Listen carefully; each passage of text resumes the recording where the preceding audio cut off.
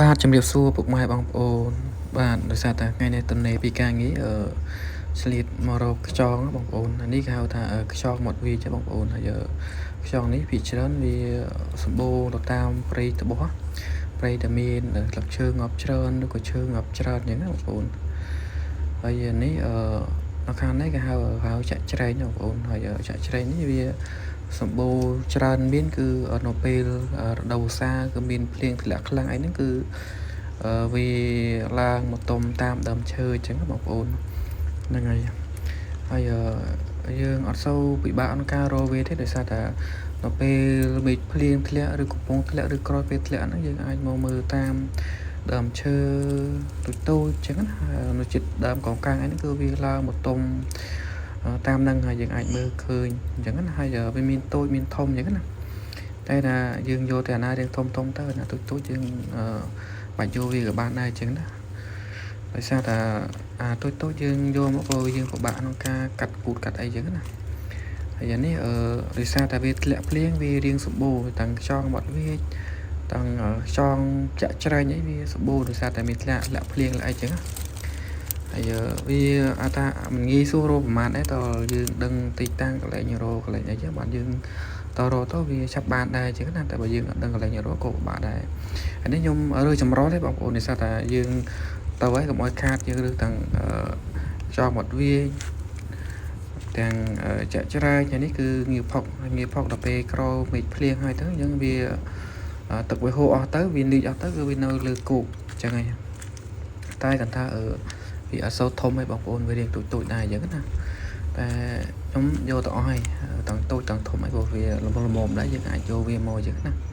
ហ្នឹងហើយងារផុកនេះយើងមើលទៅវាអត់ពិបាករកដោយសារតែពេលភ្លៀងទៅហើយទឹកវានីកផងទៅអញ្ចឹងវានៅលើគោកទេអញ្ចឹងយើងសួររកតែគាត់ថាវាអត់បានធំតែបើយើងចង់បានធំតើយើងចូលក្នុងព្រៃកោងកាំងឬក៏កាយក្នុងផុកក្នុងអីទៅយើងបានរៀងធំអញ្ចឹងណា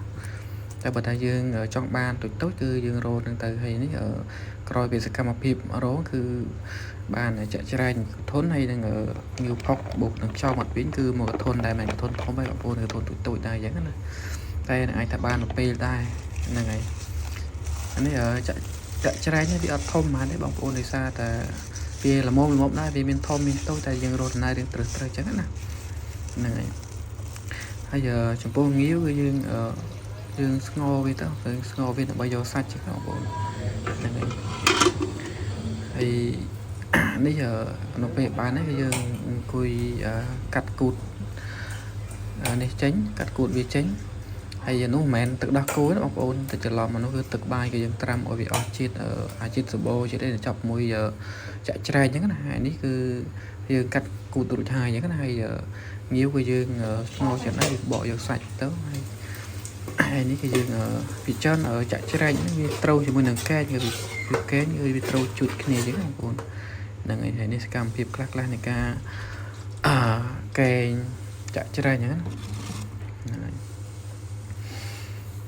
មើលទៅតំណងដែរហ្នឹងបងប្អូនហ្នឹងហើយតពីកែងរួចអានេះឆ្អិនល្មមតែគាត់ថាខ្ញុំធ្វើរៀងគោកបន្តិចបងប្អូនហ្នឹងហើយតពីឆ្អិនហើយយើងដួសមួយចានមកដើម្បីសាកល្បងតែវាឆ្ងាញ់អត់តែសម្រាប់ខ្ញុំឆ្ងាញ់ហើយជាតិទៀតបងប្អូនហ្នឹងហើយដោយសារតែវាយើងកាប់គូតទៅហើយយើងដាក់គ្រឿងអីទៅវាចូលជាតិពីមុខពីគូតក៏ចូលពីលើក៏ចូលអញ្ចឹងវាចូលជាតិនេះហើយយើងជក់មាត់វាទៅគឺឆ្ងាញ់ហ្នឹងហើយបងប្អូនហ្នឹងហើយអញ្ចឹងនេះដួសសាកគឺមួយចានតែឯងដួសសាកតែម្ដងហ្នឹងហើយថ្ងៃណាបងប្អូនអីចង់ទៅរកអាចទៅរកបានខែហ្នឹងគឺតំបន់កោងកាងដែលតំបន់កោងកាងឬមានព្រៃកោងកាងនេះត្រូវឲ្យបានអរគុណច្រើនពុកម៉ែបងប្អូន